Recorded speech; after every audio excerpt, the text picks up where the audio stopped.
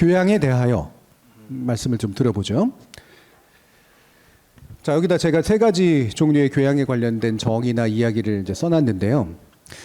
우리 그 이정훈 교수님이 리나시타 교양대학 네. 교수세요. 맞습니다. 네. 우리 학부, 교양학부나 이렇게 교양대학으로 설치되어 있는 대학들이 이제 점점 많아지고 있잖아요. 그렇죠. 예전엔 교양학부가 없는 경우도 있었는데 그렇습니다. 그 부분에 대해서 좀 간단히 얘기해 주세요. 이게 대학들이 왜 그런 거고 있는 건지. 기본적으로는 이제 그 거의 모든 대학이 교육부의 방침에 이제 맞추느라고 이렇게 왔다 갔다들을 많이 하는데 지금 제가 이제 뭐 보직을 놓은 지 조금 오래돼서 그런데 제가 보직할 때만 해도 교육부에서 이제 전인 교육이나 뭐 이런 것들을 좀 강조를 하게 되면 다른 대학들이 다 교양 교육을 또 강화하는 형태로 또 가게 됩니다. 그래서 옛날보다는 이제 교양 교육을 강화하게 되는 것은 교육부의 일단 기본적으로는 방침 때문인데, 근데 이제 문제는 뭐 이런 얘기하면 좀 그럴래나. 하여튼 그게 이제 아주 깊게 우리끼리 먼저 뭔가 준비가 되고 논의가 돼서 이렇게 하기보다는 이제 어쨌거나 정책에 맞춰서 지원도 좀 받고 뭔가 평가도 잘 받고 해야 되기 때문에 좀 그거에 좀 나중에 좀 따라가는 형태가 조금 있기는 해요. 근데 전반적으로는 지금 이제 현 정부에서는 좀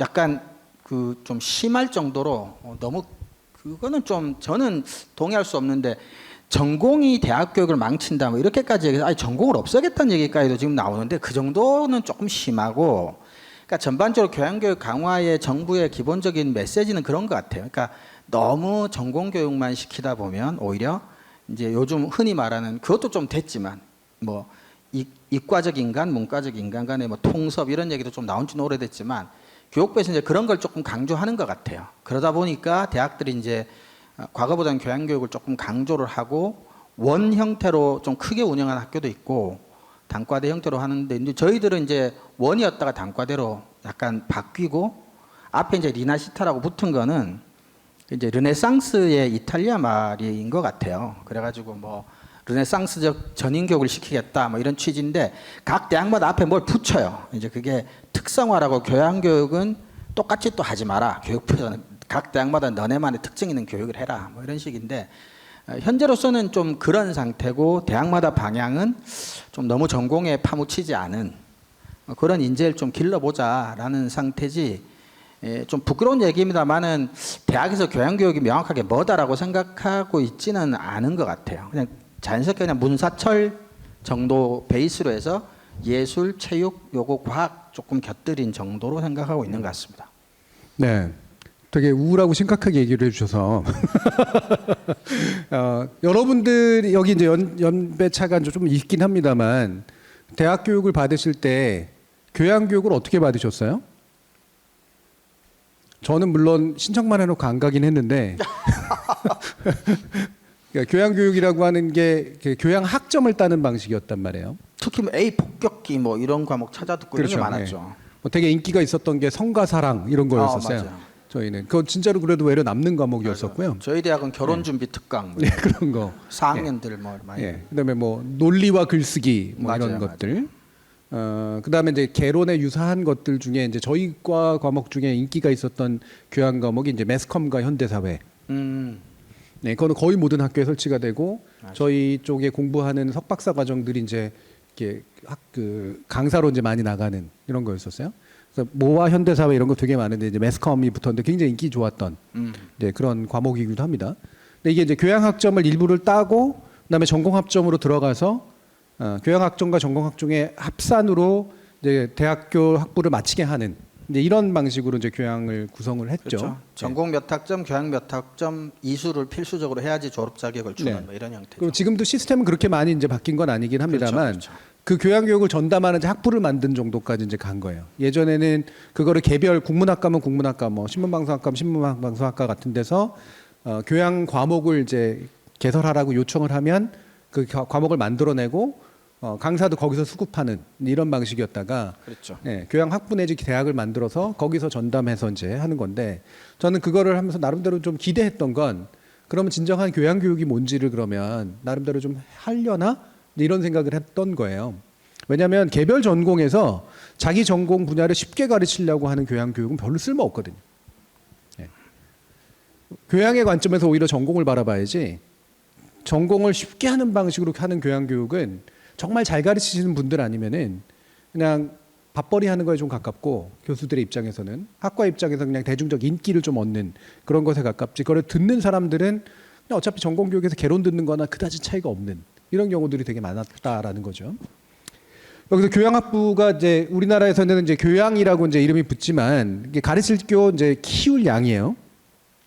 이것도 원래 없었던 말이죠. 근데 그 독일어 빌둥이라든가 이런 말을 이제 번역하는 과정에서 이제 만들어진 거고요. 그러니까 가르침과 키움이라고 하는 말이 다 들어가 있어요. 이게 빌둥이라는 말 안에도 이미 다 들어가 있던 건데 현재 정의는 이렇습니다. 그러니까 독립된 개인이 마땅히 가져야 하는 일정 수준 이상의 그런 지식 이렇게 이제 정의가 돼요. 엄청난 거네요, 교양. 독립된 개인. 그러니까 여기서 독립된 개인이 독립적으로 존재할 수 있으려면 이런 뜻이에요. 다른 말로 하면 밥값을 하려면, 사람 값을 하려면 이런 뜻입니다. 사람 구실하려면. 그렇죠. 그리고 마땅히 가져야 하는. 그러니까 이거는 상당히 의무성이 들어가 있다는 겁니다. 이걸 없으면 사람 값을 못 한다는 얘기니까요. 그다음에 일정 수준 이상의 여러 분야를 망라한. 그러니까 한두 개의 전공이 아니라 여러 분야에 걸쳐진. 근데 일정 수준 이상의 그래도 기준이 있다는 거죠. 그냥 대충 이제 한두 권 읽고 끝나는 문제는 아니라는 겁니다. 예.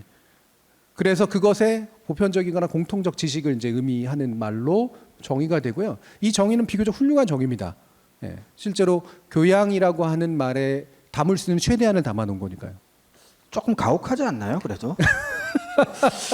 저 정도면 저는 교양 없는 사람 같은데. 예. 그리고 실제로 우리나라 교양교육이나 교양대학의 구성들이 이걸 목표로 하고 있긴 해요.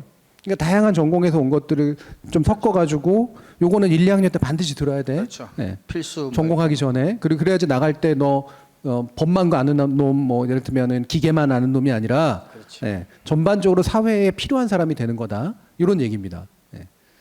자, 이게 뭐 저는 비교적 괜찮은 정의라고 생각해요. 다만 가혹하다고 느낄 정도로 이렇게 되게 뭔가 막 요구하는 것 같은 그런 느낌이 들잖아요. 그렇죠. 또 한 가지 의미를 보면요. 고급 문화에 관련된 조예 기품이라는 의미도 있습니다. 사람이 교양이 없어가지고 말이야. 이런 것들 있죠. 예, 이럴 때 쓰는 말이에요. 이때 교양은 딱 하면 떠오르는 게 뭐냐면 그래도 오페라도 좀 보고 그렇지. 예, 클래식도 좀 듣고 예, 이를테면 피카소 그림도 좀 볼 줄 알고 차도 좀 마실 줄 알고 이런 것들이에요. 예, 여기서 고급 문화라고 부르는 건 또 특히나 서양 문화인 경우들이 훨씬 많죠. 그래서 뭔가 고급하다고 생각되는 그런 식의 영역에 자기가 직접적으로 종사하는 사람은 아니지만 그거를 듣고 보고 이해할 정도의 어떤 지식과 경험은 가지고 있어야 된다 이런 뜻입니다. 조예가 있다 이렇게 얘기를 하죠. 요거는 이제 계층성이 이제 굉장히 들어간 거예요. 그렇죠. 근데 실제로 여러분들 그 왜 평생교육이라든가 특히 이제 백화점 같은 데서 그 좀 잘 사는 동네 주부들을 대상으로 하는 교육 프로그램들이 대부분 이런 프로그램들이에요. 그렇죠. 네. 조금 멋있어 보이는 걸 이제 배우는 이제 그런 것들이죠. 그다음에 가장 좀 교육과는 좀 약간은 좀 떨어져 있는 그런 표현들이 뭐냐면 아까도 교양 없다라는 말을 할 때 이게 고급한 취향이 없다라는 뜻도 되지만 사람이 그러니까 되게 버르장머리 없이 굴고 되게 저급하게 군다 이런 뜻도 있는 거예요. 그렇죠. 네. 근데 이 교양을 갖추는 거 쉬운 일이 아니거든요. 자신의 말도 조리 있게 할 줄 알아야 되고 남의 눈치도 보면서 적당히 낄끼 빠빠 할 줄도 알아야 되고 예. 그다음에 적당히 화제가 다 다양해야 되잖아요. 이 사람이 주식 얘기해도 주식 얘기할 수 있고 저 사람이 예를 들면 종교 얘기하면 종교 얘기도 이제 얘기 나눌 수 있고 이거거든요. 그래서 어느 정도의 지식과 함께 인격과 예절까지 갖춰야 되는 거예요. 이게 이른바 하이 소사이어티라고 부르는 데서 요구하는 겁니다. 우리는 잘 없는데 외국에도 보면은 왜 스탠딩 파트 같은 거 이런 거 할 때 왜 앉아 있지 않고 쟤네들은 이렇게 샴페인 들고 돌아다니지? 그러잖아요. 그럼 돌아다니는 게 우리 한국 사람들한테 굉장히 힘든데 걔네들한테 그게 말 그대로 소셜라이징 하는 데서 굉장히 중요한 방식이거든요. 그래서 여기 가서도 얘기하고 저기 가서도 얘기하고 여기 가서도 얘기하고 그래요. 온갖 주제를 가지고. 네. 이런 게 나중에 커피하우스라든 공론장을 만들 때도 이제 비슷한 개념으로 된 거죠. 모든 종류의 것들에 대해서 논할 줄 알고 얘기할 줄 알고 하지만 너무 깊이 들어갈 필요는 없는. 예. 이것도 쉬운 게 아니죠, 그죠? 그러네. 부르디유의 문화자본하고 굉장히 유사하죠. 개념이네요. 그래서 우리가 교양이라는 말을 실제로 쓸 때 이런 사회적인 의미들이 들어가 있다라는 겁니다. 어느 정도 지식적인 면, 다양한 지식 또는 일정 수준 이상의 고급 취향 또는 상당한 수준의 예의 범절 이런 것들을 포함하는 말이라는 거예요. 실제로 우리나라 교양 교육과 그러나 거리가 좀 멀죠. 사실. 그러네요. 예. 그러네요. 물론 이제 저희가 학교 다닐 때는 볼룸 댄스라고 있었어요. 그것도 일종의 이제 약간 사실은 교급 문화는 아닌데 고급 문화처럼 받아들여졌기 때문에. 근데 그 비슷한 시기에 태권도장 옆에 볼륨 댄스라고 하는 게 많이 생겼어요. 볼륨 댄스라고. 예. 그래서 많은 여성분들이 오해했습니다. 저거 하면은 볼륨이 써지나? 근데 그게 볼룸이라고 볼룸. 하는 영어로 그 볼과 룸이 합쳐진 말인데 볼룸이라는 게 그냥 사교 댄스거든요. 사교 댄스. 예. 막 이러면서 왔다 갔다 하고 막 이런 거잖아요. 예. 왜냐면 서양 문화의 굉장히 중요한 부분에는 그런 사교 댄스가 이제 차지하고 있기 때문에. 그러니까 막상 딱 찾아갔더니 막 이렇게 치마 입고 이제 이렇게 나비 넥타이 메고 막 이런 거 하고 있는 거예요. 이제. 볼륨이 안 나오는 거지. 예. 그래서 그 뒤로 이제 유행했던 게 이제 뭐 헛슬 뭐 이래가지고 막 이렇게 이런 거 하는 예. 라틴 디스코 댄스 뭐 이런 것도 이제 유행하고 이제 그랬는데 볼룸 댄스가 이제 교양 과목에 들어갔던 이유도 이제 그런 거죠. 서양식의 이런 사교성을 기르기 위한 일종의 한 가지 이제 그 과목 뭐 이런 것들이었었습니다. 그거를 좋아했던 저희 동기들이 많은 남자애들이 그걸 지원을 했다가 남자들끼리 손잡고 춤을 췄던 굉장히 끔찍한 기억이 이제 있었기도 했죠. 영어로는 이제 컬처라고 그래요, 고향을. 예. 이 컬처는 원래 되게 넓은 말인데 문화라고 하는 말을 그냥 그 자체로 대표하는 겁니다. 그래서 제가 지금까지 얘기했던 것들 중에 두 번째나 세 번째 보통 많이 해당하는 그런 의미로 쓰이고요. 교육이라는 관점에서 우리 리나시타 교양대학의 교양대학을 미국으로 옮기면 리버럴 아츠라고. 그렇죠. 리버럴 아츠 칼리지라고 이제 부릅니다. 그리고 미국에는 심지어 일반 전공 교육을 안 시키는 아츠 칼리지들이 있어요. 예술 대학이 아니에요. 근데 그거 졸업하면 예술을 한다고 생각하시면 안 돼요. 리버럴 아츠 칼리지들은 되게 명문 대학들입니다. 그리고 되게 작아요. 왜? 보편적 교육을 시키니까. 특정 전공을 시키는 게 아니라. 그리고 여기는 등록금도 비싸요. 아무나 못 들어가. 유럽에서 넘어갔는데 약간 유럽식 계급 문화 같은 건 좀 미국에 그렇죠. 남아 있는. 그래서 거기는 귀족 개념은 없지만 좀 그런 사람들이 주로 가는 대학이죠. 오히려 이제 영국이나 유럽에는 리버럴 아츠 칼리지라고 하는 컨셉이 없거든요. 그냥 대학 칼리지를 가거나 유니버시티를 가면 그게 이제 기본적으로 교양 교육과 함께 전인 교육을 시키는 거니까. 근데 그걸 보통 고등학교 때 하죠. 그래서 흔히 말하는 이튼 스쿨이라든가 이런 데서 하는 교육을 미국의 사립 고등학교에서도 하지만 리버럴 아츠 칼리지라는 데서 하고 이게 영국하고 좀 비슷한 게 뭐냐면은 귀족 교육이에요. 럭비도 하고 막 뭐 이를테면 그렇죠. 말타기도 하고 크리켓도 하고 막 이제 이런 것들이죠. 그리고 이거를 마치고 나면 이들은 직업을 가질 필요가 없는 사람들이야. 그러니까 전공 교육이나 직업 교육을 안 시키는 거예요. 이들은 어디 가서 사장하고 예, 다시 돌아가서 귀족하고 또는 정치인하고 예, 이러는 거죠. 그 특히 미국에는 그래서 여대 중에 그런 데가 또 많아요. 네, 작은 그 규모의 여성은 여대인데, 이제 직업을 가질 필요가 없이 좋은 집안에 그렇죠. 처음에 시집을 가야 되는 생겼을 거니까. 때만 해도 예. 뭐 그런 개념들이었기 때문에. 그리고 이미지가. 여러분들이 아시는 그 영국의 귀족들이나 왕족들이 가는 작은 칼리지들이 있거든요. 일반인들 잘 안 들어가는 거. 지금 왕자도 사실 그런 데들 다 나왔고, 이제 그 뭐 스코틀랜드 일부러 보내요. 예, 거기 스코틀랜드가 우리 땅이거든. 뭐 이러면서 일부러 보내는 거죠. 예. 거기서 졸업하는데 그 졸업한 게 그 학교가 뭔지 잘 몰라 사람들은. 세인트 존스 칼리지라고 되게 유명한 데 있거든요. 이런 것들은 우리나라 교육에는 사실은 잘 안 보이는 것들이죠. 그래서 리버럴 아츠 교육이라고 하는 게 이런 귀족 교육, 귀족의 전인적 육성 또는 젠틀맨들을 만들어내는 그런 방식에서 특정 직업을 갖거나 전공 분야에 있을 필요 없이 보편적 지식들을 가지고 국가를 운영하는 자가 되는 거예요. 사회를 운영하는 자가 되고. 요거를 일반 직업 교육이나 전공 교육 받는 애들한테까지 약간 확장하자가 이제 여기서 얘기하는 교양 교육과 교양 대학 이런 컨셉입니다. 리버럴 아츠는 원래는 보통 뭐로 구성이 되냐면 아까 문사철 얘기하셨잖아요. 우리 식으로 치면 문사철이고 이를테면은 뭐 체육도 이제 그 안에 당연히 들어가고요. 지덕체를 그렇죠. 이제 구성하는 체육 것들이니까 그리스에서 했던 교육들. 그렇죠, 그렇죠. 예. 그래서 기본적인 수학 교육, 그다음에 음악 교육, 그다음에 미술 교육, 문학 교육 이런 것들이 이제 쭉 망라됩니다. 그래서 이건 또 원래 고전 그리스에서 이제 왔던 이제 컨셉들을 또 미국은 되게 좋아하니까 그거를 이제 채택하고 이를테면 법학이라든가 이런 거 안 들어가는 거예요. 왜냐하면 그건 직업 기술 교육이기 때문에.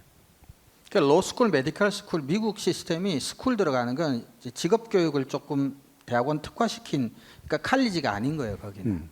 그러니까 외국에는 법학을 학문으로만 접근하는 경우는 거의 없죠 우리처럼. 네, 그냥 직업 교육의 일환으로 이제 보통 접근을 하죠. 이거를 이제 완성시킨 게 이제 독일의 낭만주의 시대 17세기, 18세기를 거쳐서 만들어진 빌둥이라는 개념입니다. 들어보신 분들이 일부 있을 텐데 이게 지금 우리나라 말의 교양의 이제 어원이 됐고요. 빌둥은 영어로 하면 build, 짓다라고 하는 뜻하고 이제 유사한 어원을 가지고 있습니다. 그러니까 지어진 거예요. 우리 식으로 하면 집이죠, 집. 또는 건축물 이런 뜻인데 짓는 행위, 만들어가는 행위, 완성하는 행위 이거를 포함하고요. 이게 훔볼트적 이제 교육관이라고 이제 얘기를 합니다.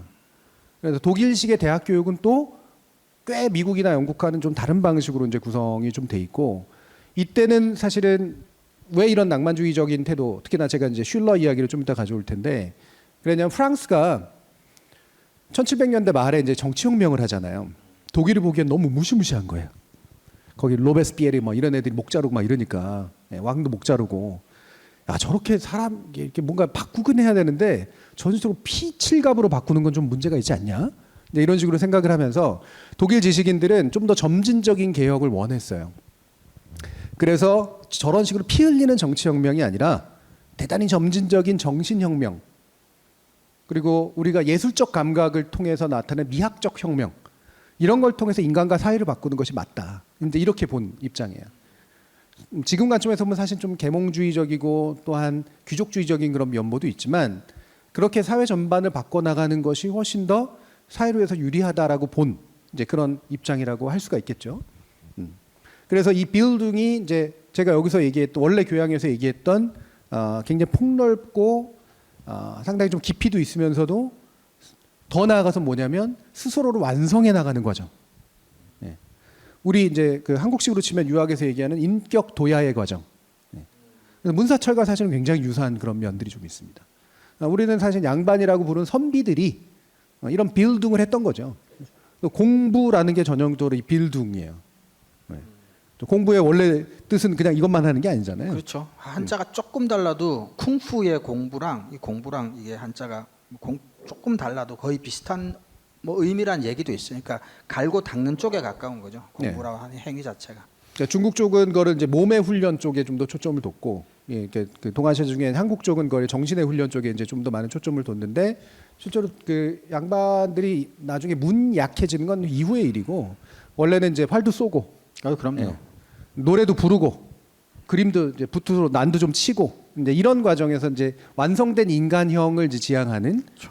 예, 그거였었던 거고요. 시하고 그림은 거의 필수적이에요. 굉장히 필수였던 거고.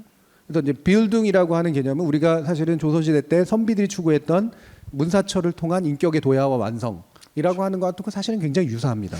과거도 경악만 보는 게 아니라 시 가지고도 과거를 봐서 벼슬을 할 수도 있었어요. 근데 두 가지 루트가 있었으니까 그 정도로 문학은 필수였죠. 그래서 교양이라고 하는 말이 그냥 쉬운 정도 전공을 좀 쉽게 만들어서 사람들이 씹어먹을 수 있게 만들어주는 영어로 chewable knowledge라고 얘기를 하는데 풍선껌 같은 지식을 교양이라고 말하면 교양이 되게 부끄러워져요. 가까워 보이지만 알면 사실 굉장히 멉니다. 네. 그리고 여러분들한테 맞는 교육인지도 잘 모르겠어요.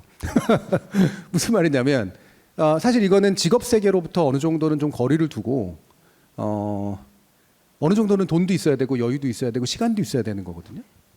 그리고 좀 더 어렸을 때 해야죠. 나이 들어서 못 고친 상태에서 막 자꾸 뭘 집어넣어봤자 빠져나가기만 하지. 예. 그 틀을 만드는 거. 빌딩은 더 이상 어려울 수도 있거든요. 예. 굉장히 어렸을 때부터 사실은 특정한 인간형을 지향해서 해나가야 되는 과정인데 이거를 우리가 평생교육의 관점에서 그냥 단순히 좀 쉽게 가르쳐준다는 이유로 어디 가서 와인 맛 볼 줄 알게 만들어주는 정도로 얘기를 하는 게 맞나. 예. 그럴 바에는 그런 교양을 차라리 얘기하진 않는 게 낫지도 않나? 이런 생각도 이제 들 정도입니다. 하지만 저는 이 아이디어 자체는 되게 중요하다고 생각을 해요. 교양을 구성하는 여러 가지 요소들을 제가 좀 뽑아봤는데요. 예, 다양한 일들이 있으니까 기본적으로 시대성이 굉장히 중요합니다. 시대성이라는 건 현재예요, 현재. 예. 지금의 나, 아까도 이제 나오지만 상식이라든가 이런 식의 개념들은 언제나 현재성이 되게 중요하거든요. 모든 거를 알아야 된다가 아니라 지금 중요한 것이 무엇인가에 대한 감각, 이겁니다. 모든 인간들은 그 시대를 살아내야 되는 인간들이기 때문에. 근데 이 시대는 과거로부터 온 거니까 역사를 배우는 거고 미래로 나아갈 것이기 때문에 뭔가를 예측하거나 이제 구상하는 것이지 중요한 건 현재의 관점이에요. 예. 두 번째, 개인성.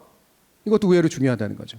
개인이 가지고 있는 역량을 최대화시키는 것에 대한 관점이 있습니다. 낭만주의적 관점이 굉장히 있어요. 여기에는 누구나 다 그런 씨앗을 가지고 있다. 그리고 그 씨앗이 발화되도록 도와줘야 된다. 그럼으로써 훌륭한 뭔가 개체를 만들어낼 수 있어야 된다. 이런 뜻이 들어있고요. 이것만으로 끝나면은 사실은 대단히 개인적 계몽주의에 이제 해당할 텐데 실제로 독일의 빌둔 같은 경우에는 인류적 관점, 지구적 관점을 굉장히 중시했습니다. 그래서 칸트나 이런 사람들은 세계 정부나 이런 것들을 굉장히 구상을 했죠. 세계 시민성, 제가 가로를 쳐놨으긴 했습니다만 세계의 관점에서, 전지구적 관점에서, 인류적 관점에서 나 스스로를 키워야 된다. 그 안에 나를 위치지어야 된다. 라고 하는 것까지 들어갑니다. 물론 상당히 낭만적인 개념이긴 하지만. 그 다음에 다양성, 보편성, 창발성. 이게 이제 뒤따라오는데요. 그러니까 우리는 확실히 특정 직업에 갇히고, 특정 지식 체계에 갇히고, 삶의 양식에 갇히면 교양적이기가 어려워요. 제가 예전에도 투덜투덜 냈는데 이건 남성 여성의 문제도 아니고 나이 많은 문제도 아니지만 유난히 한국의 중년 남성들은 만나서 할 말이 없어요. 여성들은 그래도 잡담이라도 하거든요. 왜? 말하려면 귀찮거든. 알아내야 될 게 많아. 이 사람이 부장인지 과장인지 대기업인지 중소기업인지 술장 먹는지 못 먹는지 정치적 견해는 어떤지, 그렇죠? 제일 중요한 건 형님인지 아우인지. 이게 결정되면은 술 한잔하면 편하게 얘기하거든요. 그러면서 막 우와 세계 시민 되죠. 근데 맨정신으로 못해. 남자들끼리 커피 한잔 하면서 우리 좀 얘기 좀 해볼까라고 하면 선배님 뭐 저한테 무슨 일이 있는 겁니까? 뭐 저 자르시는 겁니까? 뭐 이런 식의, 그렇죠? 그러니까 커피 한 잔을 놓고 자연스러운 대화를 못 해요. 왜 그렇게 됐을까? 제가 이걸 남성과 단지 중년만의 문제는 아니라고 얘기했습니다만 이번 가장 대표적인 직업인들이라는 거예요. 직업에 갇혀 있고 직업을 통해서 나를 구현하려고 하다 보니 정말 교양머리 없는 인간들이 된 거죠. 네.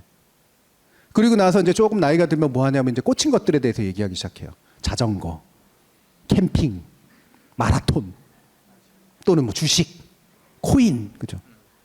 직업을 제가 해시TV에서 한번 직업 세계의 경제를 그냥 교양 세계로 옮겨온 것에 불과해요. 예. 그렇게 해서 로마네 꽁띠를 마실 줄 알면 뭐가 된다고요? 예. 이게 이제 특히 이제 많이 나타나는 현상입니다. 근데 다양하고 그러면서도 서로 두루두루 통할 수 있을 정도의 어떤 능력, 예. 전혀 새로운 사람 만나도 잠시 스몰 토크 할 수 있을 정도의 어떤 부드러움, 이런 것들을 갖추지 못하게 된 것. 그러니까 행복하지가 않아요, 사실은. 행복은 자기 스스로 완성하는 데도 있고 남과 공존하는 데도 있고 되게 창의적 아이디어를 만들어내면서 내 삶을 구현하는 데 있거든요. 창의성이라는 게 단순히 뭐 기생충을 찍어야 되는 봉준호 감독의 창의성만을 얘기하는 게 아니에요. 이 안에서도 보면은 금손이신 분들 있잖아요. 네. 칼리제 막 올리시는 분들. 제가 저를 타짜로 만드신 분들. 뭐. 네, 이런 굉장히 중요한 창발성이거든요. 자신을 표현할 줄 아는 어떤 거잖아요. 근데 이게 예를 들면은 우리 디자이너님보다 훨씬 더 뭐 포토샵을 잘 만드는 건 아니잖아요. 근데 그거는 더 뛰어나지만 직업이에요. 네. 창발은 자신의 삶을 구현하는 겁니다. 표현하는 거고. 네. 그래서 여기서 아까 얘기했던 예술은 단지 뭐 피카소를 알고 모차르트를 아는 그런 예술을 얘기하는 게 아니라 창의적 풍모, 분위기 이런 거예요. 그거 우리 남자들끼리 모여서 술 먹는데 그런 얘기하면 술맛 떨어진다 그러겠죠, 그죠?